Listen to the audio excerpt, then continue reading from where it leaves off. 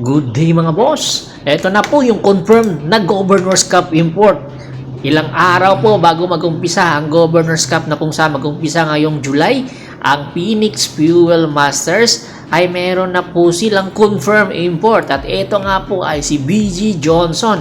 Opo, si BG Johnson ay naging NBA undrafted noong 2018. 6'7 ang height nito, 30 years old. 2018 hanggang 2019, Lakeland Magic po. Ito po yung NBA G League ng Orlando Magic. Pagkatapos nga po noong 2019 din po, Atlanta Hawks, nakapaglaro na po ito sa NBA. Nakapaglaro din po sa Sacramento Kings. At noong 2020, naglaro na talaga official para sa Orlando Magic. Tapos inilagay muli sa NBA G League ng ilang taon at bumalik din noong 2021 sa Orlando Magic.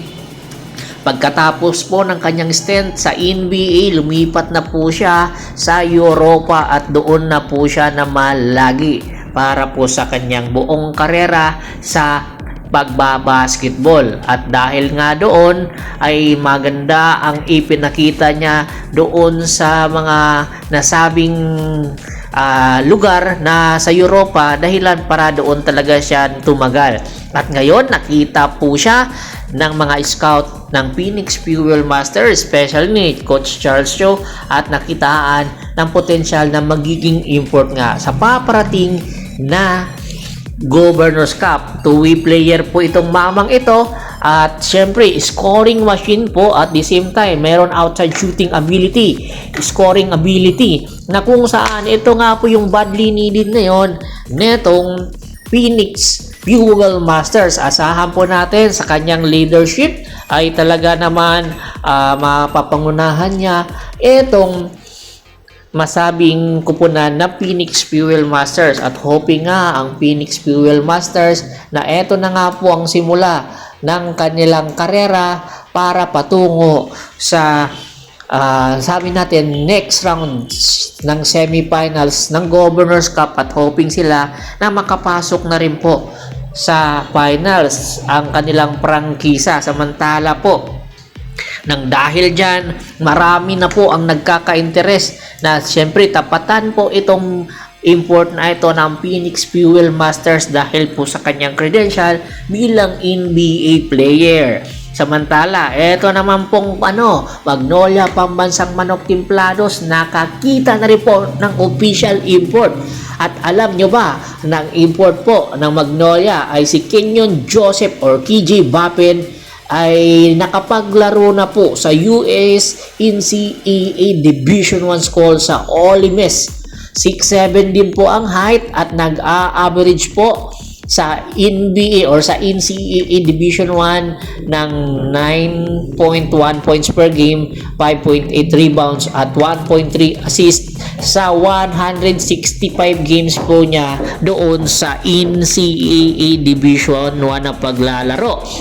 Ito na po yung pangalawang anunsyo ng Magnolia pagkatapos po ng official trade approve kay Arvin Tolentino. Tila yata magpapalakas po ang Magnolia Pambansang Manok para sa paparating na Governor's Cup, at hoping po sila na itong si KJ Bappen ang makakatulong po sa kanila. At alam nyo ba, naging teammate pala itong si KJ Bappen ng import ngayon ng Rain or Shine nila sa Panthers sa Governor's Cup na si Aaron Fuller. Doon po sila nagka-teammate sa Indonesian Basketball League, at ang nagiging minimum na puntos po nitong si KJ Bappen 40 points per game, dahilan po para magka-interest ang Magnolia. Super scorer at pang MVP nga po ang kanyang performance. Kaya naman inaasahan na pangungunahan po ni KJ Bappen itong Magnolia kasabay ng kanilang veteran na sina Polly at Mark Baroka para po sa Governor's Cup, at hoping po ang Magnolia Pambansang Manok Timplados na makakapasok na po sila sa susunod na round, which is ang semifinals, patungo na rin po sa finals. Dahil po ang kanilang import hindi po basta-basta kundi di kalibre. Nakita mo naman 33 points, 8 rebounds, 4 steal.